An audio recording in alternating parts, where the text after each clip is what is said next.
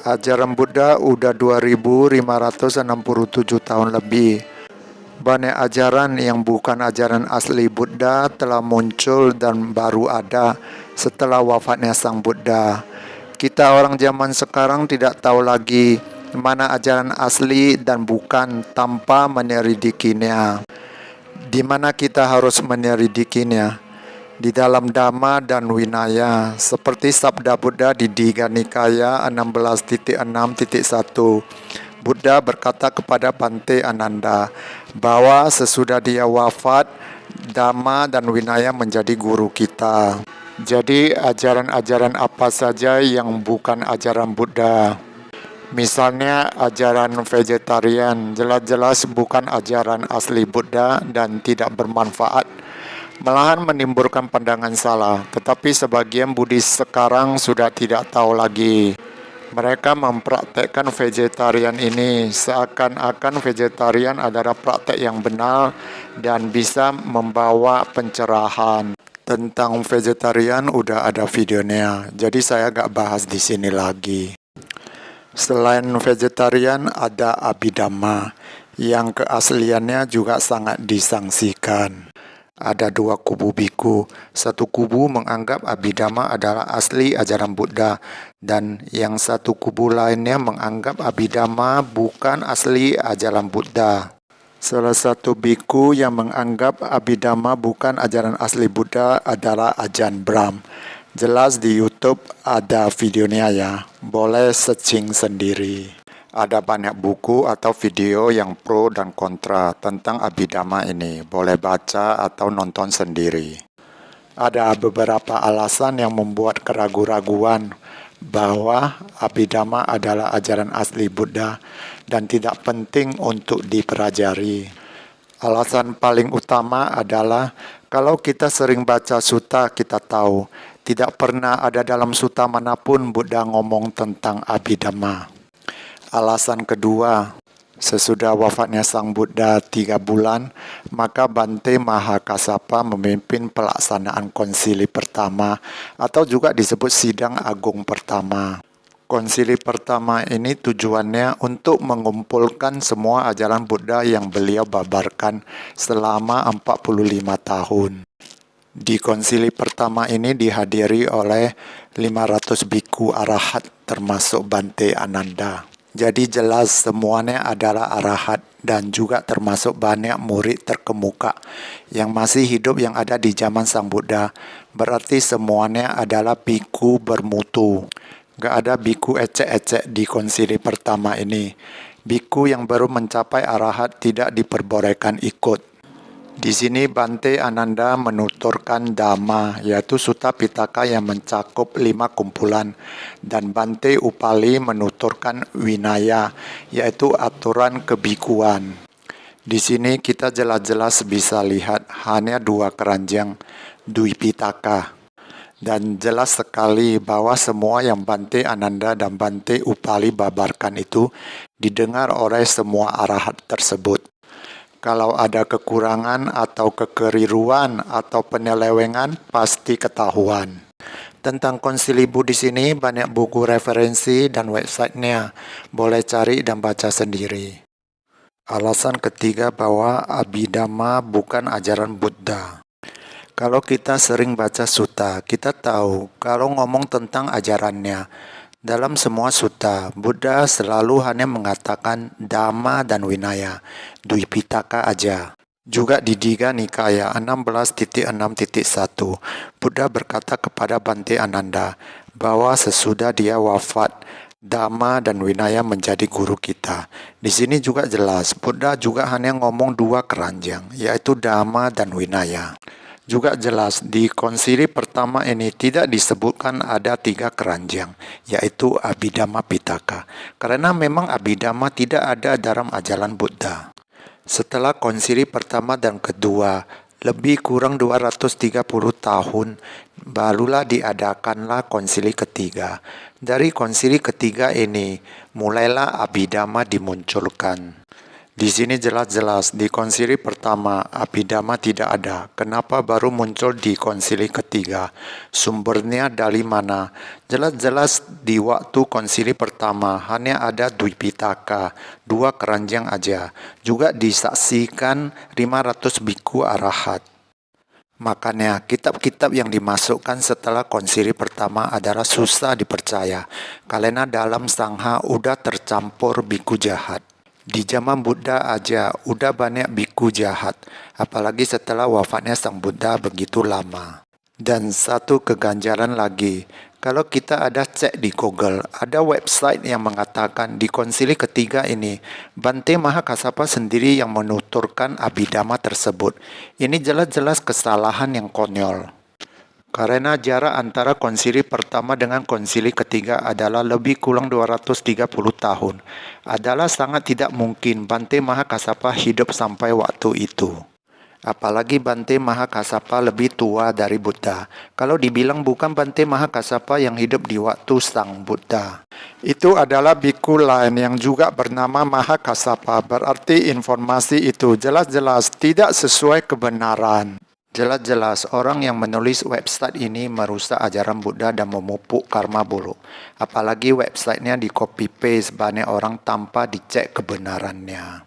Dan juga di Samyutta Nikaya 14.15 dikatakan, keahlian Bante Mahakassapa adalah melakukan petapaan yang keras. Bante Mahakassapa bukan biku yang mengetahui banyak sutta seperti Bante Ananda. Jadi maupun diumpamakan, kalau Bante Mahakassapa masih hidup sampai waktu konsili ketiga ini, juga tidak mungkin dia yang menuturkan Dhamma khususnya Abhidhamma. Jadi banyak Buddhis yang tidak benar-benar mengecek bahwa ada banyak sumber dan ada sumber yang salah. Kalau ada yang bilang Buddha mengajarkan Abhidhamma kepada para dewa, bukan kepada manusia. Oke, kalau Buddha mengajarkannya kepada para dewa, mengapa Abhidhamma ini dimasukkan menjadi Tripitaka untuk manusia? Ada juga yang bilang Abhidhamma Pitaka juga bagian dari Dhamma. Oke, kalau benar Abhidhamma Pitaka juga bagian dari Dhamma, kenapa dipisahkan menjadi 3 keranjang? Sedangkan Buddha selalu hanya ngomong 2 keranjang. Kenapa Abhidhamma tidak dimasukkan bersatu dan jadi bagian dari Dhamma atau Sutta Pitaka? Alasan keempat bahwa Abhidhamma adalah bukan ajaran Buddha. Di Anguttara Nikaya 4.180, Buddha menyuruh kita jangan asal percaya atau menerima kalau ada yang mengatakan inilah Dhamma, inilah Vinaya, inilah ajaran guru. Kita harus cek khotbah dan Vinaya maupun biku tersebut mengatakan bahwa dia dengar langsung dari Buddha, atau dia dengar dari biku terkemuka, atau dia dengar dari seorang biku sesepuh, atau beberapa orang sesepuh yang terpelajar, yang mewarisi warisan, yang ahli Dhamma dan Vinaya. Untuk tambahan informasi, di sutta ini Buddha juga ngomong hanya 2 keranjang. Kesimpulan dari sutta ini adalah kita sebagai Buddhis, kita boleh tidak menerima atau tidak mempercayai biku manapun apabila Dhamma yang mereka ngomong tidak ada dalam sutta maupun Vinaya. Inilah keistimewaan ajaran Buddha. Makanya di Digha Nikaya 16.6.1 Buddha berkata kepada Bante Ananda bahwa sesudah dia wafat, Dhamma dan Vinaya menjadi guru kita. Bukan biku A atau biku B. Jadi jangan asal dengar dan percaya maupun biku atau romo tersebut mempunyai gelar sarjana. Untuk apa punya gelar sarjana agama Buddha, tetapi sering ngomong bertentangan dengan sabda Buddha karena tidak mengecek sutta dan merusak ajaran Buddha. Sebenarnya untuk mengerti ajaran Buddha dan tercerahkan tidak memerlukan gelar sarjana agama Buddha, kecuali kita ingin menjadi guru pendidikan agama Buddha. Alasan kelima bahwa Abhidhamma adalah bukan ajaran Buddha. Saya sangat percaya Buddha ke alam dewa mengajari para dewa karena bisa ditemukan di banyak sutta. Tetapi saya ragu kalau Buddha mengajarkan ajaran khusus untuk para dewa yang disebut Abhidhamma, karena tidak pernah ada disebutkan di sutta manapun. Kalau kita lihat di Sutta Pitaka Samyutta Nikaya di Dewata Samyutta dan Dewa Putta Samyutta, Di dua bagian Samyutta ini berisi sutta-sutta tentang Buddha mengajarkan Dhamma kepada para dewa. Dan jelas-jelas Buddha mengajari banyak dewa tersebut tidak pakai Abhidhamma. Karena penjelasan Dhamma yang diajarkan Buddha kepada dewa-dewa tersebut tidak memakai penjelasan yang libet seperti penjelasan yang ada di Abhidhamma Pitaka. Penjelasan Dhamma kepada dewa tersebut memakai bahasa biasa yang gampang dimengerti dengan baik tanpa harus mempelajari Abhidhamma. Para penonton boleh baca dan bandingkan sendiri antara sutta-sutta yang ada di Dewata Samyutta dan Dewa Putta Samyutta dengan yang ada di Abhidhamma. Alasan keenam, bahwa Abhidhamma adalah bukan ajaran Buddha. Dikatakan Abhidhamma diajarkan atau diturunkan oleh Bante Sariputta yang diajarkan oleh Buddha. Ini juga susah dipercaya karena jelas-jelas setelah Bante Sariputta menjadi biku, 2 minggu dia udah arahat, jadi gak perlu belajar apa-apa lagi.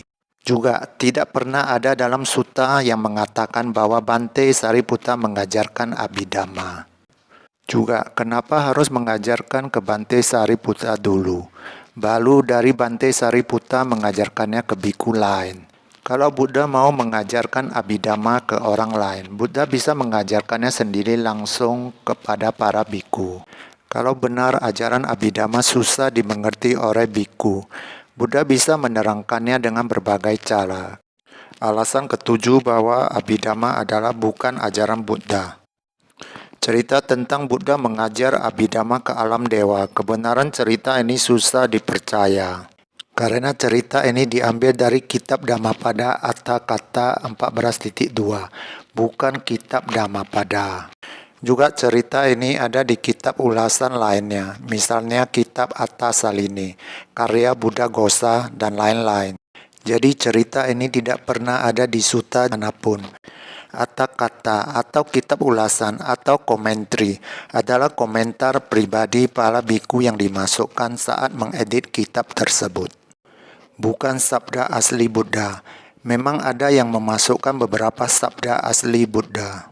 Kalau kita lihat struktur kitab suci agama Buddha, yang ada hanyalah Dhammapada, tidak ada Dhammapada Atthakatha.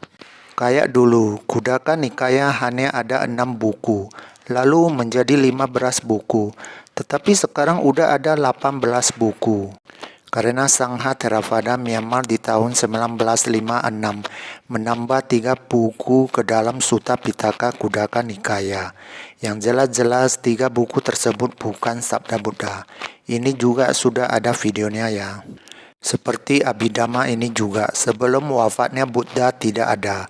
Tapi setelah wafatnya Buddha baru muncul, makanya susah dipercaya keasliannya. Beginilah semua dhamma palsu berasal. Buku ditambahkan atau yang bukan sabda Buddha dimasukkan ke dalam kumpulan ajaran Buddha yang sekarang kita sebut Tripitaka.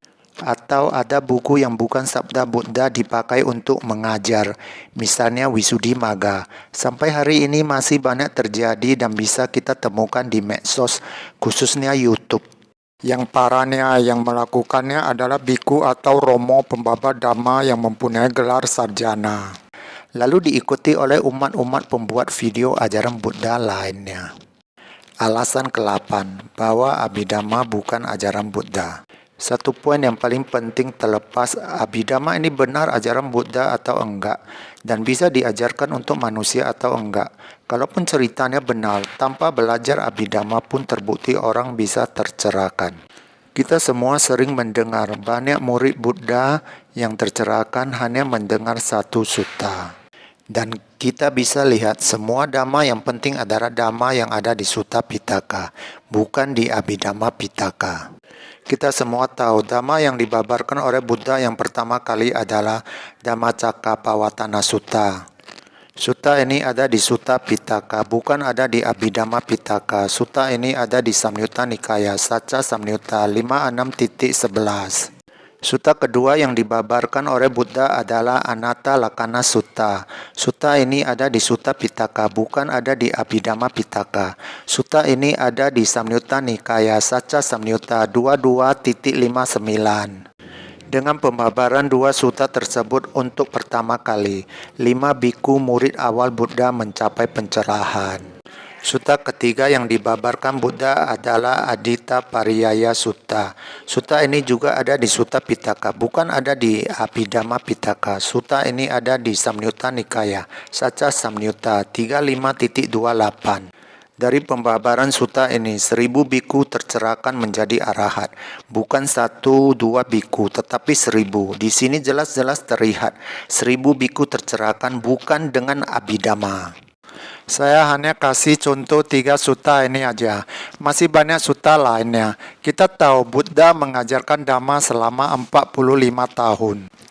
Berarti lebih banyak biku yang tercerahkan dengan sutta-sutta tersebut dan sutta-sutta lainnya dalam kurun waktu 45 tahun, bukan dengan Abhidhamma.